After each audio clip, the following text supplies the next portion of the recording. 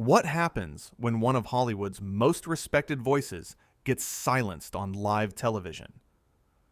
In just 45 seconds, a legendary actor walked off one of daytime TV's biggest stages, leaving audiences stunned and a host scrambling to explain what went so terribly wrong.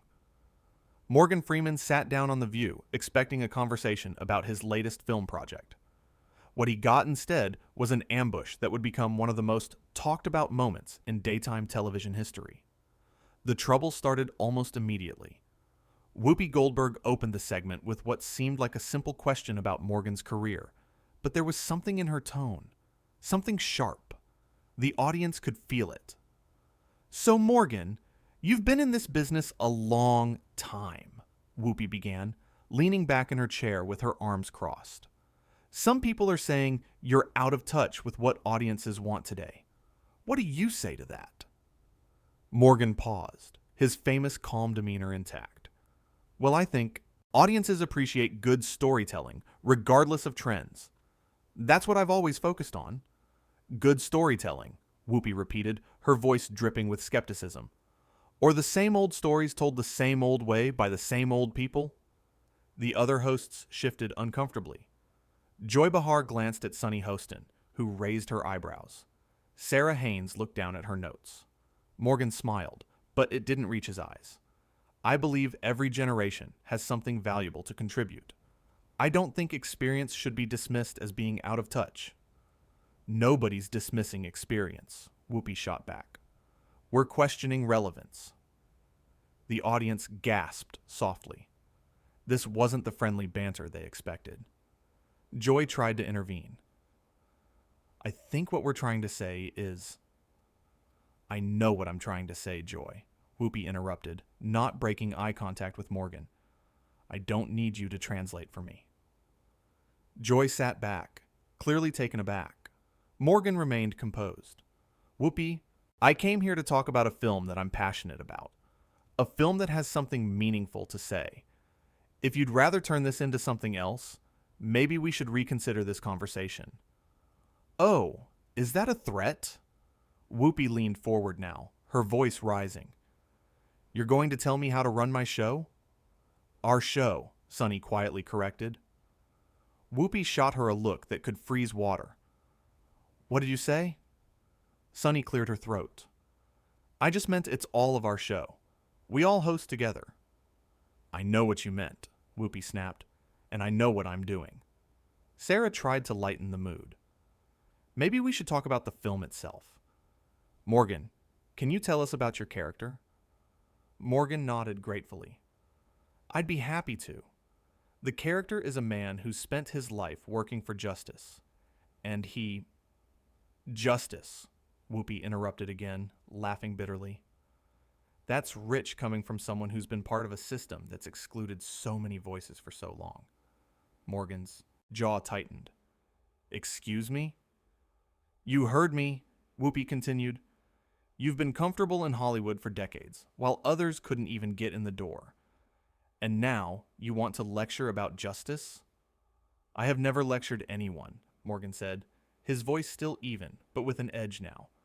"And I find it interesting that you're making assumptions about my character and my contributions without knowing anything about what I've actually done." Joy jumped in again. "I think we're getting off track here. Can we just—" "Joy, please," Whoopi said dismissively. "The adults are talking." Joy's mouth dropped open. The audience murmured. This was getting ugly. Morgan took a deep breath. "Whoopi, I've admired your work for years. I thought we were colleagues. I don't understand where this hostility is coming from." "You don't understand," Whoopi said mockingly. "Of course you don't understand. That's the problem. People like you never understand until it's too late. People like me—" Morgan's voice was quiet, dangerous. "What exactly does that mean?" Sunny tried again. "I think maybe we should take a quick break and—" "We're not taking a break," Whoopi barked. "I'm in the middle of making a point." "What point?" Morgan asked. "That you can disrespect a guest on your show? That you can make baseless accusations? What exactly is your point, Whoopi?" The audience was dead silent now. everyone could feel this spiraling out of control. Whoopi stood up from her chair. My point is that I'm tired of pretending. Tired of smiling and nodding while people who've had every advantage act like they're some kind of heroes. I have never claimed to be a hero, Morgan said, standing as well. I'm an actor. I do my job. I try to do it well. And I've worked hard for everything I have. Hard work, Whoopi scoffed. Please, you were handed opportunities that others never got. Handed? Morgan's voice rose for the first time. You think I was handed anything? Do you know where I come from? Do you know what I had to overcome? Sarah spoke softly. Maybe we should all just take a breath and... Sarah, not now, Whoopi said without looking at her. Joy stood up. Whoopi, this has gone too far. Morgan is our guest, and I'll treat him however I see fit, Whoopi interrupted. This is my show. Actually, it's ABC's show, Joy said quietly, and we're all hosts here. Whoopi whirled on her. Are you seriously challenging me right now? On air? The tension was unbearable. Morgan watched this unfold, shaking his head slowly. You know what, Morgan said, his voice calm again, but filled with disappointment. I don't need to be here for this. I came here in good faith. I came here to have a conversation. But this isn't a conversation. This is something else entirely. Oh, what is it then? Whoopi challenged. Enlighten me. Morgan looked directly into the camera. This is what happens when someone becomes so consumed with their own platform that they forget basic respect, basic decency. Don't you dare lecture me about decency, Whoopi shouted. You don't know what I've been through, what I've had to deal with. You're right, Morgan said. I don't know your struggles, just like you don't know mine, but I would never presume to attack you based on assumptions. I would never disrespect you the way you've disrespected me today. Sonny nodded slowly. He has a point, Whoopi. Stay out of this, Sonny, Whoopi warned. No, Sonny said, surprising everyone. No, I won't stay out of this. This is wrong. What you're doing right now is wrong. Whoopi's face flushed red. You work for me. I work with you, Sonny corrected. There's a difference. Sarah added quietly, we all work together. That's the whole point of this show. Whoopi looked around at her co-hosts, then back at Morgan. Fine. You all want to defend him? Go ahead. But don't expect me to sit here and play nice when I have something to say. There's a difference between having something to say and being cruel, Joy said. And right now, you're being cruel. Morgan reached down and unclipped his microphone. The sound echoed through the studio. What are you doing? Whoopi asked, though she knew exactly what he was doing. I'm leaving, Morgan said simply. I don't stay where I'm not respected. You can't just leave, Whoopi said, but her voice had lost some of its fire. Watch me, Morgan replied. He placed the microphone on his chair and looked at the other hosts. Ladies, it was lovely to meet you. I'm sorry our time was cut short. Morgan, please, Sarah said. Maybe if we just... No, Morgan said gently. Some things can't be fixed with a commercial break and a fake apology. This is one of those things. He turned to walk away. If you leave now, you'll never be invited back, Whoopi called after him. Morgan stopped and turned around one last time. Whoopi, with all due respect, why would I ever want to come back to? A place where the host treats guests like this? You may have the power to decide who sits in that chair, but you don't have the power to make me stay when I'm being disrespected. The audience started clapping, softly at first, then louder. Some people stood up. Whoopi looked shocked. Sit down, she said to the audience. This is my show. Sit down. But they didn't sit down. More people stood. The applause grew. Joy started clapping too. Then Sonny. Then Sarah. What are you doing? Whoopi asked her co-hosts. Stop it. Stop it right now. But they didn't stop. They stood and clapped as Morgan Freeman walked off the stage with his dignity intact. "This is ridiculous," Whoopi said into her microphone. "You're all being ridiculous." The producers were frantically signaling from offstage. "Cut to commercial. Cut to commercial now." But before they could cut, Morgan turned one last time at the edge of the stage.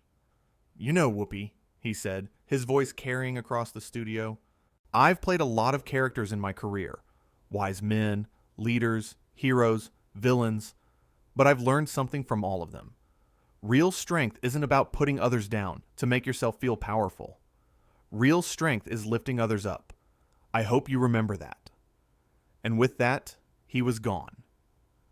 The studio descended into chaos.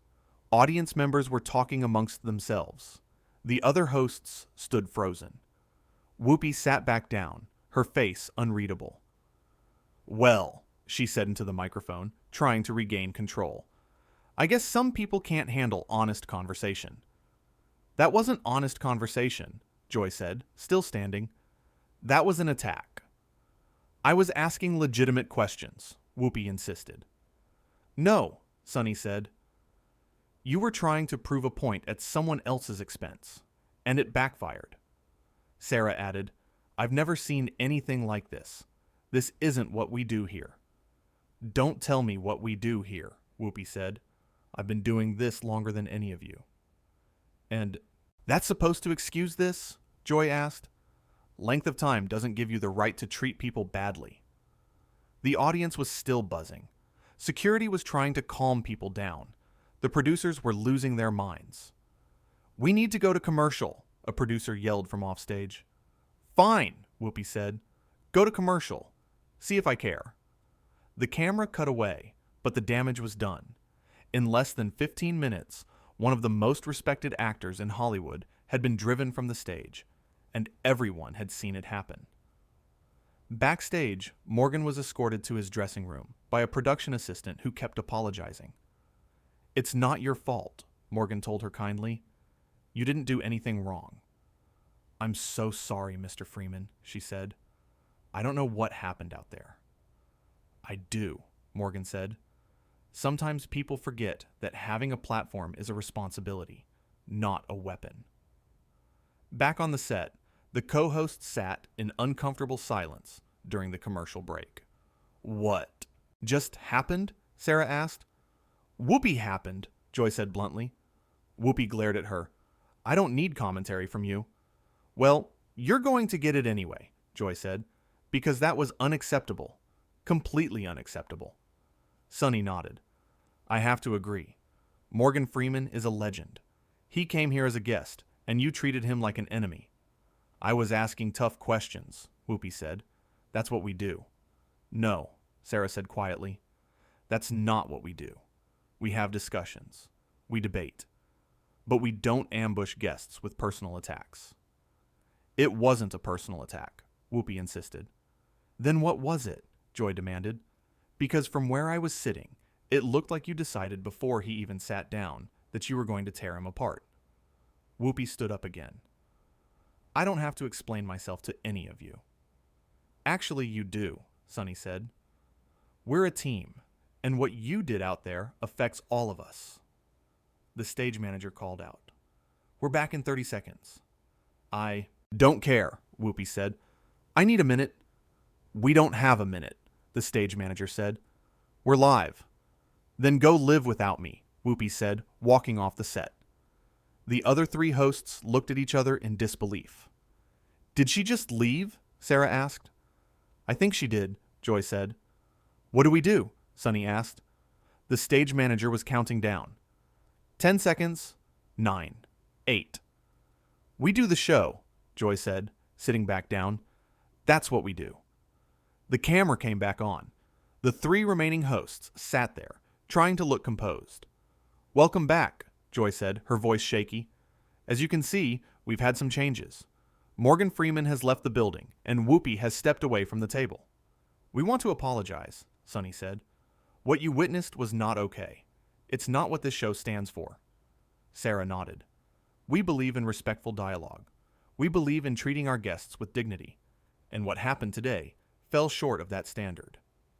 The audience applauded again. "We're going to take some time to figure out what comes next," Joy said. "But right now, we want to acknowledge that Morgan Freeman deserved better. He came here to talk about his work, and he was met with hostility. That's on us." "Actually," Sonny said, "it's on one person, and we all know who that is." The audience murmured agreement. "We can't throw anyone under the bus," Sarah said carefully.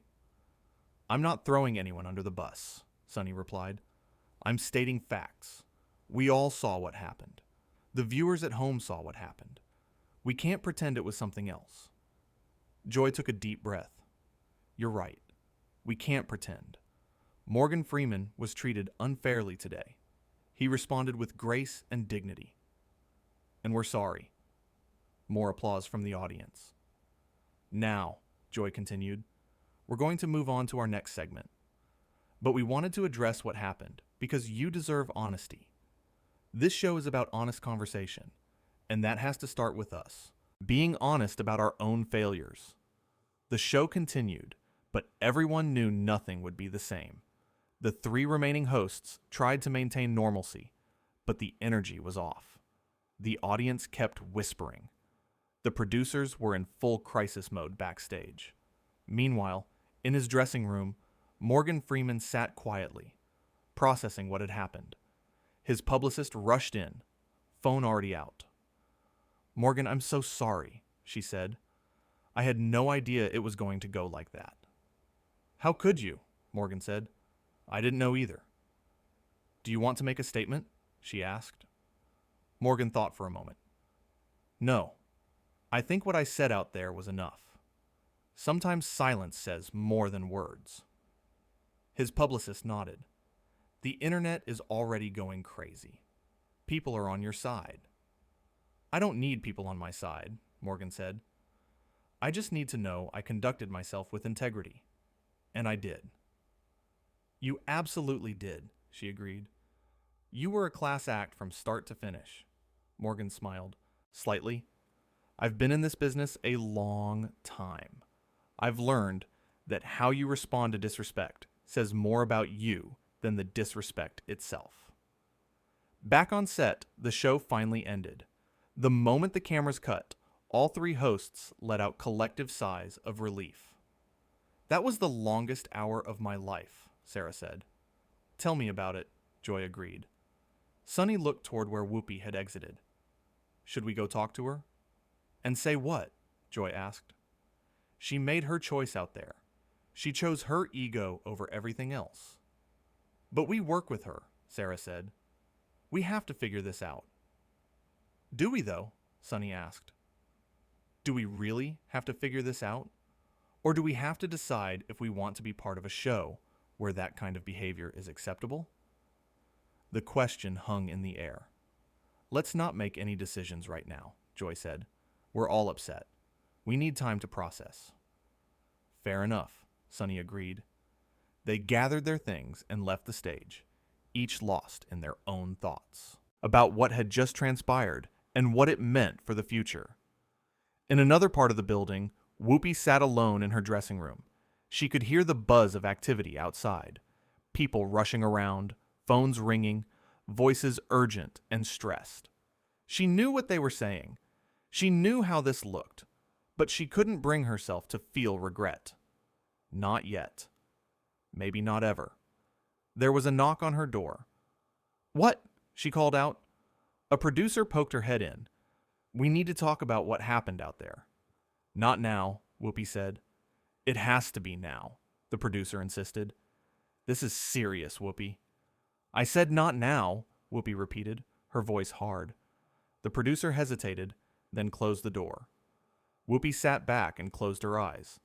Somewhere across town, Morgan Freeman got into his car. His driver asked if he was okay. "I'm fine," Morgan said. "Just disappointed." "That was rough," the driver said. "I was watching from the monitor backstage." "It was what it was," Morgan replied, looking out the window as they pulled away from the studio. He thought about all the interviews he'd done over the years. Thousands of them. Some good, some boring, some awkward, but nothing quite like this. The driver turned on the radio. A news station was already reporting on what had happened. "Turn it off," Morgan said gently. The driver complied. They drove in silence for a while before Morgan spoke again. "You know what the saddest part is?" he said. "We could have had a real conversation. We could have talked about art, about storytelling, about the things that matter. But instead, it became about ego and power. What a waste." The driver nodded but said nothing. Morgan looked back out the window at the city passing by. Somewhere in this town, people were already picking sides, writing hot takes, dissecting every word that was said and every gesture that was made. But Morgan Freeman had already moved on. He had a film to promote, work to do, and a life to live. One bad interview wouldn't define him. He wouldn't let it. Because in the end, he knew who he was. And no amount of hostility from anyone could change that. He'd walked away with his dignity intact, and that was all that mattered.